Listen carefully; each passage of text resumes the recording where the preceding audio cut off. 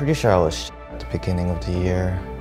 Now it's like, I think I grew a lot from there in terms of like everything, because I've never really played competitive before.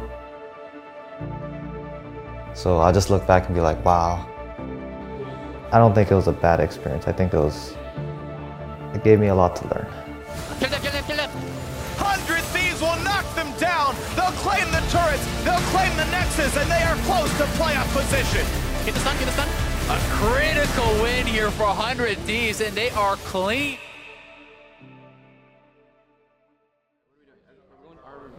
They're going to our room.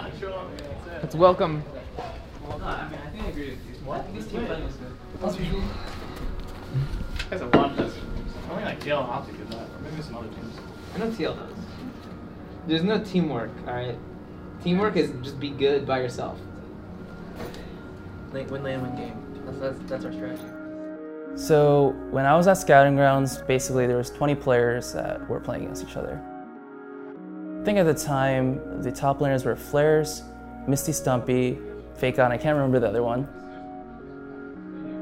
Aaron, what I saw from him was like he was like insanely winning trades, but he just didn't understand the fundamentals of the game. Yeah, and we wait to see like who's actually top, and then maybe just like tank is mostly feels like mostly accuracy. So I was like, wow, where can we get this guy if we work with him for a couple of days?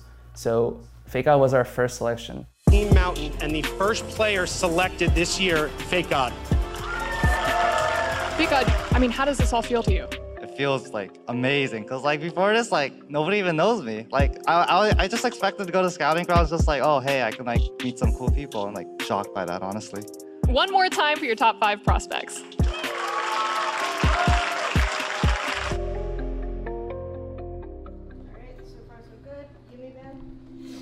So for Aaron, working with him this split, I think he's always been ready to kind of jump into LCS. He's been waiting for that chance, but you know, being behind someday, I don't think he expected it to be so fast.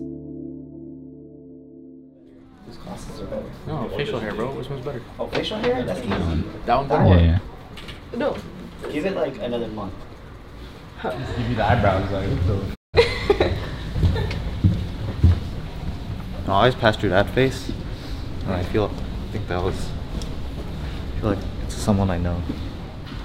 Aaron's a really strange case. He's like gullible and he's really innocent. Like he doesn't know how much work is required to get better. Obviously, it's his first time being like a real LCS pro, so he's not really sure what the metrics are for becoming better. I remember we had this conversation with him in the middle of the split where it was like, where do you want to be by the end of the split? He's like, I want to be top 3. I don't think I can say that I'm one of the best top laners in LCS right now. I just want to play a little more and see how I do. And I want to see if I can keep that performance up.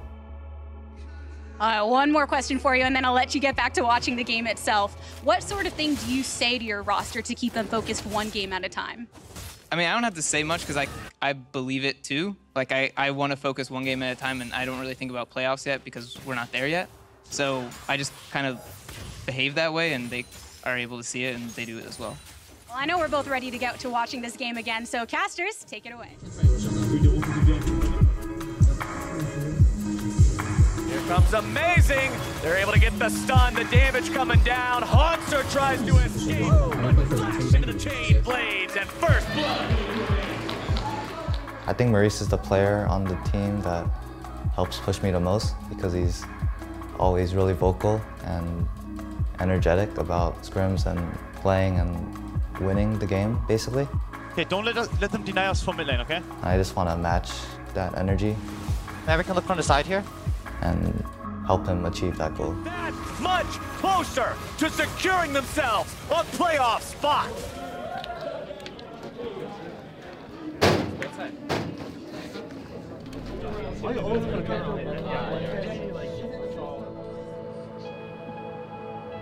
I'm kind of unhappy about it, mostly because it felt like we were really unconfident or unnatural. Like, I really didn't feel like you guys were playing very normal, and I didn't know if it was something to do with our preparation or our morning rituals. But kind of the only one I felt that was pretty normal was Aaron. I think everyone else wasn't looking for plays properly. You ready to go in? Work's not done this weekend, guys. Let's go. Yes, and they have to make up some ground themselves. Of course, 100 Thieves need to pick up a win here, considering the loss just knocked them out of playoff positioning. They are currently 2 wins behind either team in 5th, 6th place with 3 games to play. You know, everyone out there that watches our games can see that every single week, Fakegod's kind of been considered this pressure sponge, right? And eventually he's been able to hold his own, and I think recently he's actually been outplaying his opponents. 100 Thieves versus TSM. We're gonna jump right into the starting rosters on the... Usually when we don't see an angle and a player sees it, it's like really, really impressive, right? So Aaron was finding all these angles in team fights, and I think in TSM, you saw the 1v3 top dive, and then it turned into a 3v3 skirmish. Ben and Smoothie could look aggressive, and now it's towards the top side. Now it's Fakegod's turn to be ganked, and can he outplay this one? Has Fakegod, you gotta be careful, flashes in, finds the play, but not yet the kill. Ryu finally answers. Clutch moments like that, I don't think a lot of players have the ability to see those angles. And for Aaron, a rookie, to step up to that plate and opt into that clutch, I think is an amazing trait not a lot of players have. Win lane, win game for Fakegod. 100 Thieves will knock them down. They'll claim the turrets, they'll claim the Nexus, and they are close to playoff position. Just past 31 minutes, gonna grab the victory here over TSM.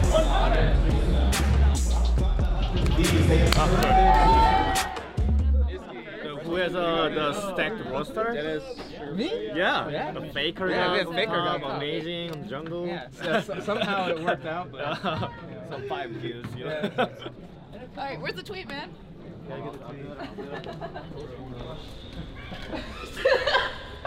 Look at Aaron.